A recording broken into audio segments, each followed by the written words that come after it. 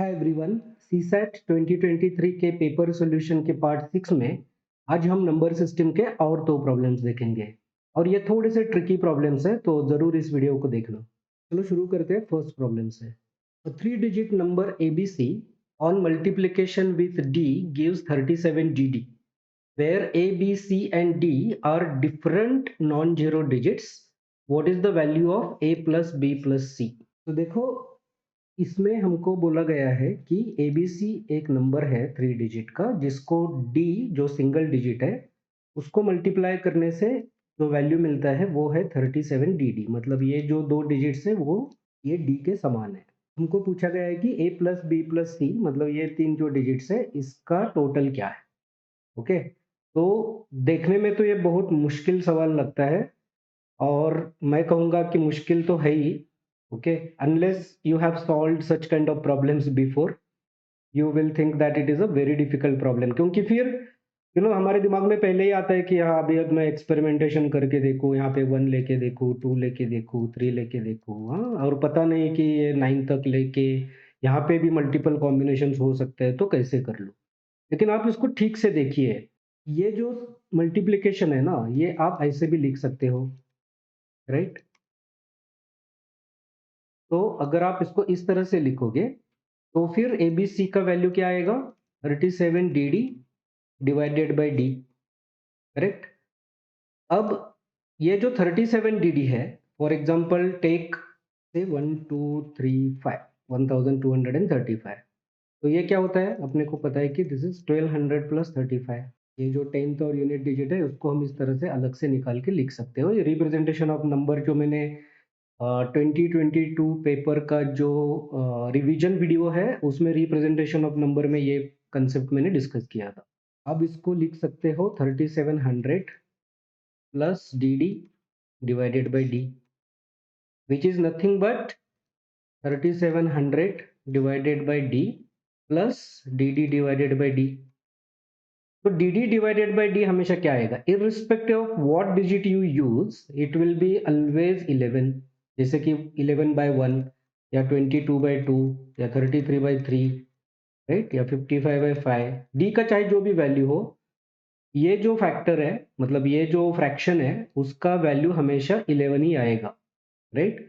तो you can then rewrite this as 3700 divided by d plus 11. This is equal to ABC, right? आपको primarily A B C और D का value इसमें निकालना है। Because ABC is an integer, 3 digit integer, right, वो पूरा है, ये फ्रैक्शन नहीं है। इसका मतलब 3700 must be fully divisible by D, correct? तो फिर हम लोग 3700 के फैक्टर्स ले लेते हैं और हमें लगा था कि यूपीएससी ने ये बहुत डिफिकल्ट बना दी है हमारी जिंदगी, लेकिन ये नंबर तो उसने हमको इजी दिया है।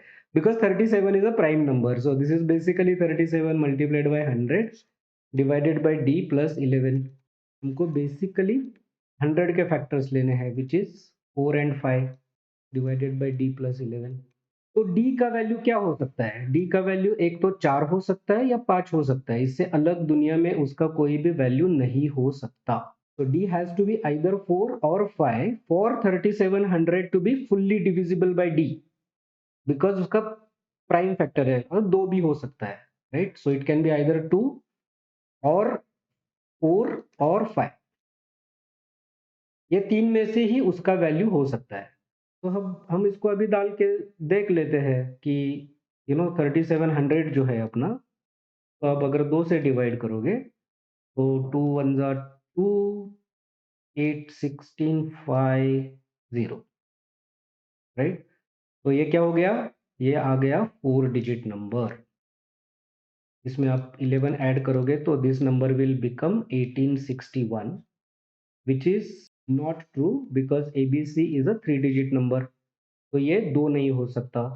3700 divided by 4, this is equal to 9185 925 plus 11, which is 925 plus 11 is equal to 936।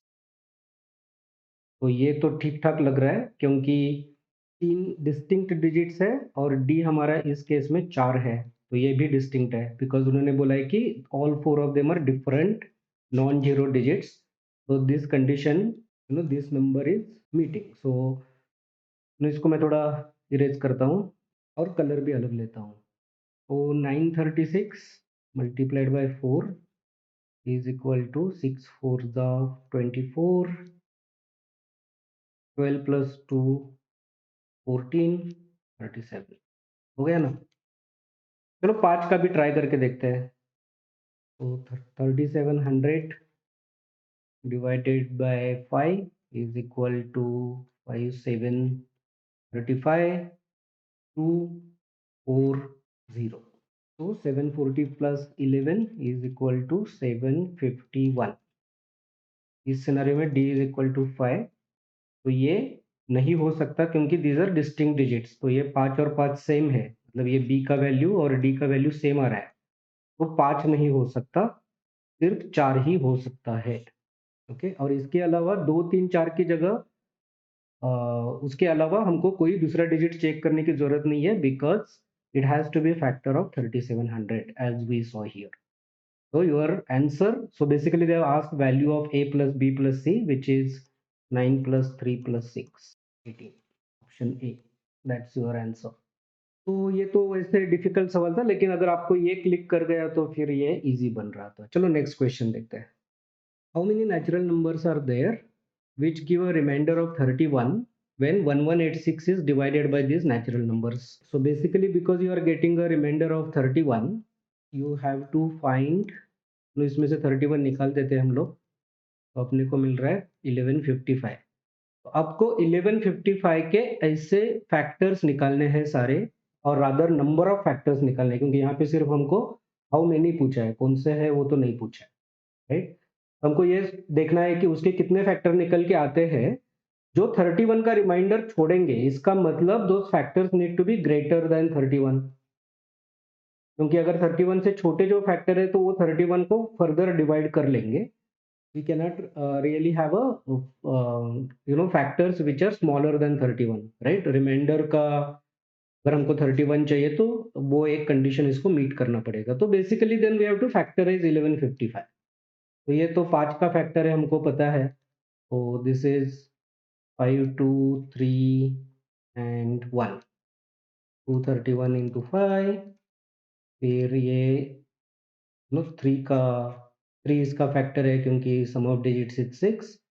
तो इसको अगर 3 से डिवाइड करोगे तो 3 7 जा 21, 3 7 जा 21 into 5, और ये तो स्ट्रेट फॉरवर्ड 11/7 है.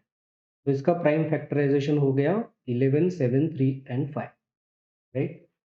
अब इसका देखो एक प्रिंसिपल है कि ये जो नंबर है इसके कितने फैक्टर्स होते हैं, तो उसका जब आप प्राइम फैक्टराइजेशन करते हो तो जो भी इसका पावर आता है प्राइम फैक्टर का, राइट, उसमें हर एक पावर में एक एक ऐड करके जो आने वाले नंबर से उनका जब मल्टीप्लिकेशन करोगे तो those give you a number of factors. ये ऐसे क्यों होता है उसके बारे में मैं शायद फ्यूचर में वीडियो बनाऊंगा, क्योंकि सीसेट में ऐसे कई सारे प्रिंसिपल्स यूज किए जा रहे हैं, लेकिन वो क्यों है इसमें अगर किसी को इंटरेस्ट है तो मैं उस पर जरूर वीडियो बनाऊंगा. लेकिन ये आप अभी के लिए ये ध्यान में रखिए. तो basically 1 plus 1 2 into 1 plus 1 2 into 1 plus 1 2 into 1 plus 1 2, so there are 16 factors. Okay, तो 16 फैक्टर्स में से हमको अब देखना है कि 31 से छोटे कितने होंगे. तो 31 से छोटे मतलब एक तो इसके फैक्टर्स है 1 3 5 and 7 and 11. तो ये 5 तो 31 से छोटे है ही. फिर आप इसको मल्टीप्लाई करके देखिए. तो 3 5 जा 15, 3 7 जा 21, 3 into 11 is 33, 5 into 7 is 35, 11 into 5 is 55. So basically there are 7 factors which are smaller than 31. Okay, total factors are 16, smaller than 31 are 7, so greater than 31 are 16 minus 7 9. So that's your answer, option D. Okay, अब आप ये पूछोगे कि मुझे ये पता नहीं था एग्जाम में, तो मैं क्या कर सकता था या कर सकती थी, राइट? उसमें आपको फिर फैक्टर निकाल के देखने पड़ेंगे। लेकिन ये उतनी डिफिकल्ट बात नहीं है, और ये मैं हमेशा कहता हूँ। ऑफ कोर्स आपको थोड़ा 1-2 मिनट ज़्यादा लगेंगे, लेकिन आप देख सकते हो कि इसके कितने फैक्टर निकल के आ रहे हैं। तो जैसे मैंने बताया यहाँ पे, देखो 1, 3, 5, 7, 11 ये तो फैक्टर है ही, राइट? फिर आपको ये चीज़ को मल्टीप्लाई करके देखना है। तो the next factor will be 3 into 5, 3 into 7, 3 into 11, फिर होगा 3 into 5 into 7, फिर होगा 3 into 5 into 11, फिर होगा 3 into 7 into 11, और फिर होगा 3 into 5 into 7 into 11, right? Which is basically itself, this number itself, 1155. फिर अगर आप 5 का देखोगे तो 5 into 7 एक होगा, फिर 5 into 11 एक होगा, और 5 into 7 into 11 एक होगा, राइट? और फिर लास्ट में 7 into 11 एक होगा, करेक्ट? बाकी सब कवर हो गए। तो ये कितने हो रहे हैं?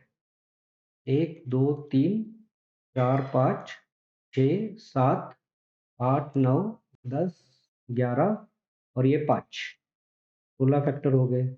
अब आपको सिर्फ ये देखना है कि इसमें से 31 से छोटे कितने हैं। तो ये 5 तो है ही, ये एक छोटा है, ये एक छोटा है, ये 2 ही छोटे हैं, बाकी सब तो 31 से बड़े हैं। ये 5 और ये 2, 7 फैक्टर जो है वो 31 से छोटे हैं। Total factor 16, 7 are less than 31, so 9 are greater than 31, 9 is your answer. देखो, ये क्वेश्चन आप जब पीवाईक्यू सॉल्व कर रहे हो तो कुछ ना कुछ नई नई चीजें आपके सामने आती रहेंगी, तो उसको ठीक तरह से ध्यान में रखना और प्रैक्टिस करना, यही पर्पज है, राइट? और ये ऐसे फैक्टराइजेशन के क्वेश्चन पहले भी आ चुके हैं, तो ये प्रिंसिपल मुझे लगता है कि एक्सपेक्टेड है कि आपको पता होना चाहिए या चाहिए था।